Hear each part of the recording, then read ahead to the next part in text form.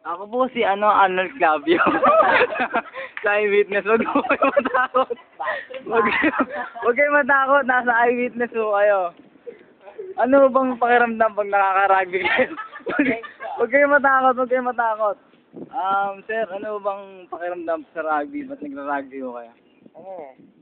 Nakakalimutan ko lahat ng problema ko pag nakaka-rugby ako. Eh, ba't po sila natatakot sa akin? Bibigyan ko kayo ng pagkain, huwag kayo matakot.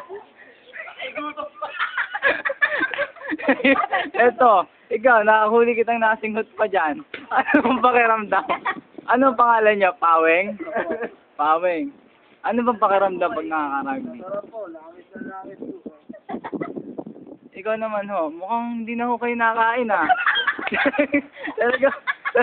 talaga ho bang nakakawala ng gutom pagka nakaka-rugby? Ano po? Ay, Steve. Nakakita pa ako ng dragon sa iyo, papawid. Kasama ko sila ngayon. Sila ho ang mga nagra-rugby boy dito sa relay. Ngayon po, pagbabalik ng correspondent. Cut.